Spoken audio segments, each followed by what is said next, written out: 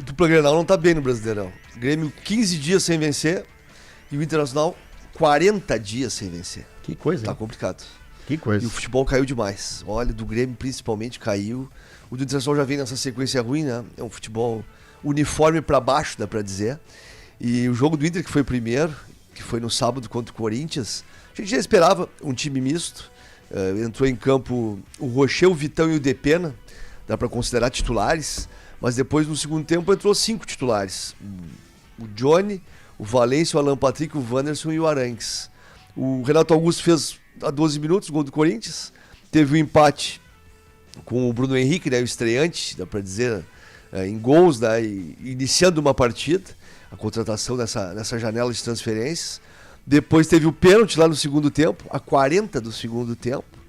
E o Corinthians parecia que ali venceria o jogo, até porque o Inter foi empatar a 53, numa jogada pelo lado direito do Valência, cruzou e o Luiz Adriano fez o 2-2 e ficou de bom tamanho, porque ali parecia que o Inter não pontuaria e fez um ponto. Claro que a sequência é muito ruim, tendo em vista que o Eduardo Cudê mesmo fez 4 jogos até agora no comando do Inter, 2 empates e 2 derrotas, em 12 pontos fez 2. O Internacional, a última vez que venceu foi na 12ª rodada do América Mineiro, que venceu por 2-1. Depois empatou com o Cruzeiro, perdeu pro Fluminense, empatou com o Palmeiras, empatou com o Bragantino, perdeu pro Cuiabá e empatou com o Corinthians. Ou seja, são 7 jogos e o Internacional, 6 jogos, e o Internacional não consegue a vitória. E além disso, o 7º jogo, o River Plate, que o Inter perdeu também. Então é uma sequência ruim. O trabalho do Eduardo Cudê é um trabalho inicial, mas que não tem efetividade em termos de resultado. Desempenho, tem lampejos de bom desempenho, mas essa questão de lampejos de bom desempenho, a gente falou durante todo o ano de 2023 até a saída do Mano Menezes. Teve momentos bons, mas teve momentos ruins, e aí faz com que o time não vença. E aí preocupa o torcedor pro confronto de terça-feira, que dá pra dizer que é o jogo do ano, tem que fazer 2 gols de diferença no River Plate, que é fortíssimo. Claro que o time estava descaracterizado, mas os outros jogos que não estavam, que foi o início do trabalho do Cudê e até mesmo o fim do trabalho do Mano Menezes, o Inter não consegue as vitórias. E a confusão pós-jogo se deu pelo seguinte: antes da confusão teve o cruzamento do Valência para o Luiz Adriano, e no finalzinho do jogo teve um lance que o ex-jogador do Internacional, o zagueiro Bruno Mendes, cabeceia e quase faz o gol.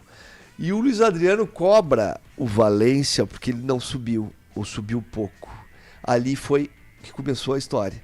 E aí no final do jogo, o Luiz Adriano foi ali cumprimentar o Vanderlei Luxemburgo, chegou perto do Valência, falou alguma coisa, por que tu me cobrou, coisa assim, e aí veio a discussão. E aí, mais ainda, o Valência indo pro vestiário e o Magrão, que é o coordenador técnico, foi falar com o Valência deu um empurrão, né, o cara dirigente do Internacional, estranho, né? da comissão, né, técnica do Inter. E aí, como a gente não é difícil a gente ver esse tipo de atitude. Olha, para que não haja mais problemas, eu sei que teve pedido de desculpas no vestiário, todo mundo se abraçou. Eu não sei se é o momento, porque tem uma decisão amanhã, mas normalmente o que se faz? Se multa o jogador, né? Uma multinha lá, sofre um pouquinho no bolso. Mas como esse jogador está se adaptando e aconteceu a primeira vez, não pode ser reincidente, porque aí as coisas ao vivo e transmitido, né? E o problema qual é, Fábio? O problema é a hierarquia do clube, né?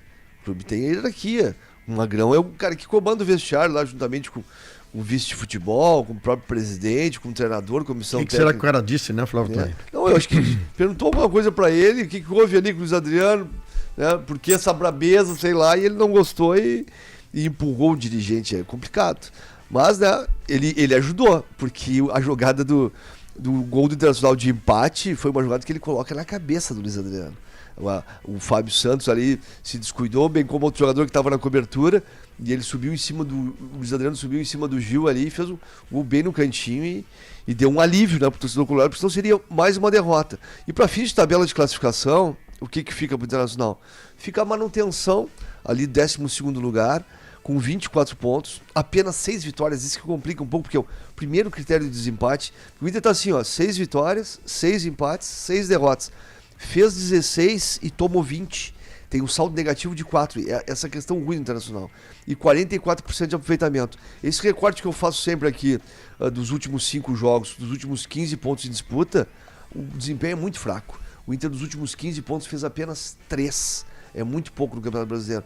É que o campeonato, nessa altura da competição, e como é uma característica natural, e no segundo turno mais ainda, tem muito perde-ganha. Por isso que o Inter não se distanciou tanto de um G6, mas já teve 1, 2 pontos, 3 pontos de um G6. Hoje a diferença de um G6 já são 6 pontos. Tu precisa de 2 rodadas e mais uma ainda para passar o adversário. O adversário tem que tropeçar 2 vezes, tem que vencer 2 vezes e ainda, né, vencer o terceiro jogo. E agora tem uma situação difícil, depois do jogo contra o River Plate, claro, depende do que aconteça. Porque se o Inter classifica na Libertadores, aí as coisas ficam muito boas em termos de vestiário, desempenho, até porque se classificar nos pênaltis, classificou nos pênaltis, mas se for no tempo normal, melhor ainda. Mas se não classifica, vai ir abatido para enfrentar o líder do campeonato, Botafogo, que ontem empatou com o Cruzeiro 0-0. Botafogo impressionante, só tem 2 derrotas no campeonato, tem 44 pontos, pode fechar o turno, que é a última rodada no fim de semana do primeiro turno, a 19ª, pode fechar o turno com 47, é uma campanha extraordinária. Um recorte das últimas 5 rodadas, o Botafogo fez 11 pontos de 15, teve 2 empates e 3 vitórias. Mas agora é pensar no River Plate, terça-feira, 9 da noite, o time vai ser um time muito parecido com o time que jogou na Argentina. E vamos ver como é que vai ser a situação. Luiz Adriano também, né, pode ser um jogador a ser aproveitado. Não digo desde o início, mas Pedro Henrique e Wanderson não estão dando a resposta. Muito pouca resposta, ambos. E o Luiz Adriano é um jogador de área. E o Valencia sabe jogar, e até sua característica, jogar de segundo atacante. Por vezes cai pela beirada, por vezes centralizado. Então é mais uma opção para o Eduardo Cudê, que está pressionado, porque não vence no Brasileiro. Perdeu no jogo de ida da Libertadores e agora ele tem que reverter, porque ele foi contratado para classificar o Inter na Libertadores. Porque senão o ano vai ser um ano praticamente perdido. Vai ser uma disputa de vaga na Libertadores, ali G6, G4. Porque o Inter já foi eliminado na Copa do Brasil. Se for eliminado na Libertadores, resta só o brasileiro. E o brasileiro para título, a diferença para o líder Botafogo são de 20 pontos. É muita coisa.